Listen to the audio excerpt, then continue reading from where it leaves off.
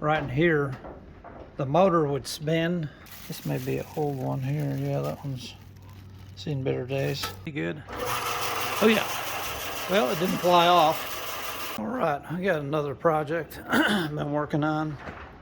I got this old bandsaw at a thrift store, and when I got it, the blade was off.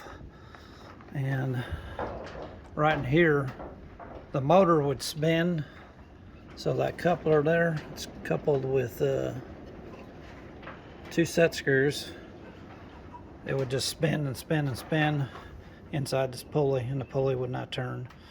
All I had to do to fix it was to put that washer behind it there, so that the washer clamps on the pulley, clamps the pulley to the shaft. That was it. And when I looked at it, the saw blade was off. So this is one of them old Deltas with 3 pulleys on it, 3 rubber wheels. Did come with a bunch of extra rubber tires. They're in that bag there. The manual even came with the manual. Looks like somebody put new belts on it. This drive belt looks new. It's in pretty good shape. These little knob here things, there's 3 of them. 1 each pulley. That's what holds the cover on. And here's your tensioner right here. So you want to tension your blade. Do that. Let's turn that off. I think it's got a little safety tab on there too. You can pull that tab out. If you don't want anybody using it, you can hide that little tab. And then this one right here is your tracking wheel and your tensioner.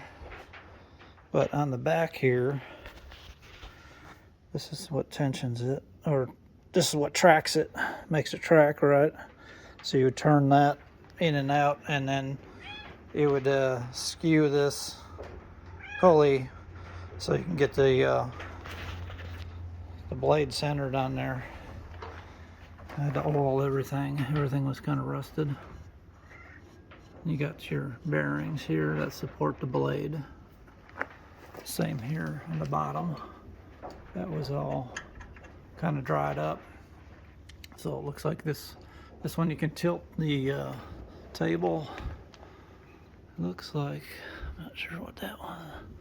It's one of these knobs here for something. Not sure what these are for. These 2 knobs. One got broke off. But there's a fence for it. Must have been a fence for it here, but that didn't come with it either.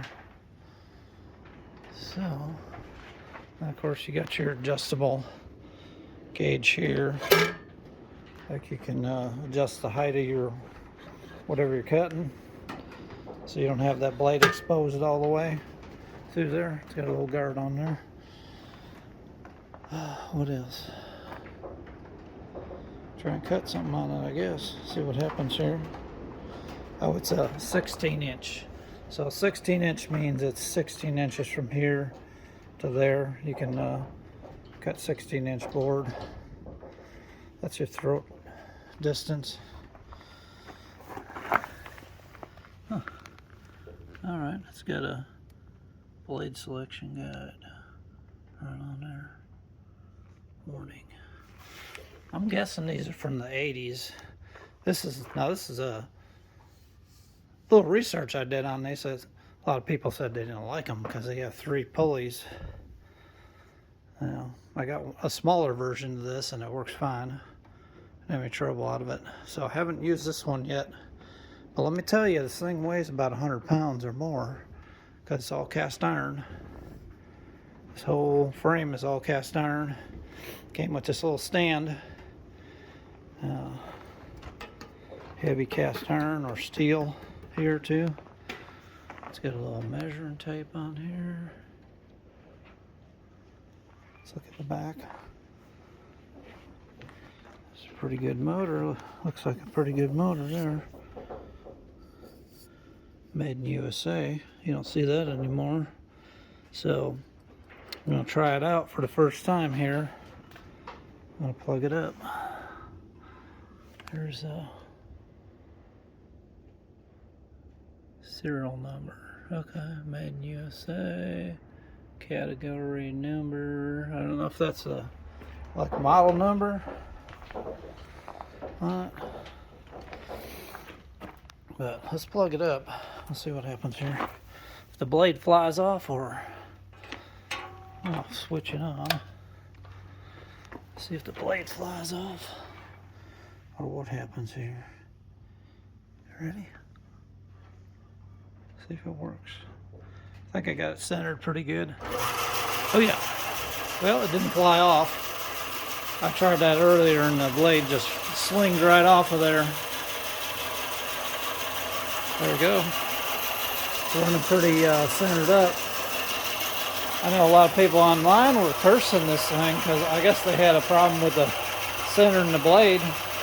It kept popping off. Now, it's alright that way, but let's cut something and see what happens. See if the blade flies off then when you cut something. Here's some of the stuff that came with it. The urethane bandsaw blade tires. Looks like they paid $45 for them, so that was a pretty good deal for me. And well, looks like they got new ones on there, but there's a whole nother set in here. This may be an old one here. Yeah, that one's seen better days. I guess somebody tried working on it and just got frustrated with it because it was spinning there. I don't know what the problem was, why they got rid of it, but they donated it, so we got all them extra tires. And the manual looks pretty clean. Okay, here we go. I thought I was thinking 80s, but 1990. Pretty close. I was wondering how. I need to tension this properly before I saw with it. I'll figure out here. Maybe it's got something in there, but it's got a bunch of stuff on there. Okay, here's your. I was wondering about that rip fence. They have a picture of it. See if I can find one of them. Oh, there's a rip fence. Okay, so that's what connects onto here. There's a rip fence. Well, you know what? I don't see anything back here to connect. Maybe it just connects by friction. Just hooks on the back there, and then you tighten it down. And I guess you can do it over here too. Rip that side or this side. No, looks like it just sets on there. Not sure about that. How that works. It does show them little knobs there. Assembling, guide rail, and rip fence. Shows them two knobs. Alright. Ring adjustment. Guessing that's the tensioner or the skew. Adjust some blade tensions. Here's what I need to look at. Looks like I need to tighten that a little bit. So, I got a 1/4 inch blade on there. Let's go a little bit tighter. I'm gonna go on the just on the other side of that line. I don't want to get too tight. Let's go up here. See how tight that is. Yeah, it's pretty tight. Try it out. I'm gonna cut some wood with it, see what happens. Okay, this is, hey, you all have one of these. Oh, it's got lubrication here, different points of lubrication, just the bearings, pretty much. The miter gauge, I was kind of curious how that looked. There it is. And anybody else who has one of these saws, I guess that's the model number there, 28560. It's kind of nice to have this. And it's got all the parts in here. I don't know if parts are available for something that's made 35 years ago, but I'll just go over this a bit here in case somebody out there needs a part for this. They can always stop the video and maybe they can order parts for that still. I don't know. they're available or not. Let's take a look here. Let me get a staple there.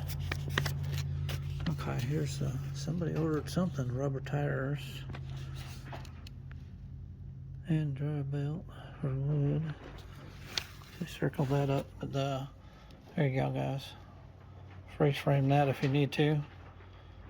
You need some parts or something for this old saw. There's some more.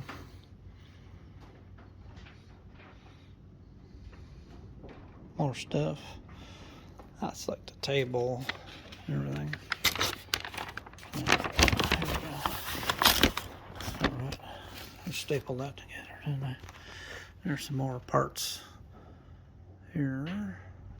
Check it out. Oh, look at this. The Home Depot, Tampa, Florida. How much you think this costs? Brand new. $347 plus tax. Well, they bought a blade for $8 too altogether. They spent $376 with a new blade on for it. Back in what year was that? I wonder. Let's see if I got the date on this thing here. 1991. Check that out. 1991. And I'd say it may be worth over $300 still if it's working good when I bought it. So, let's try it out. Let's put some wood with it. I like that adjustment, that tensioner gauge on there. That's what they call that, tensioner gauge. Yeah, pretty cool. Okay, let's try it out. I got the cover back on. Let's see what happens here. See if that blade flies off. This could probably be adjusted a little better. It's hitting one side of the blade. Let's see here. See what happens. I'm gonna cut this little stick of wood. Just kind of stand back a little bit. Only got one hand with this thing. Tell you what, that blade is not very sharp. It is taking quite a bit of pressure to cut through that. Let's try again. That might be a metal cutting blade. Might have to get some other blades for this. So far it hasn't fallen apart, so that's a good thing there. I'd say if you twist the blade, it may pop off as you bind it up. Like that. You know, I think I could use this to cut up a deer if I had to, or a pig. So, pretty good. It's still hanging together.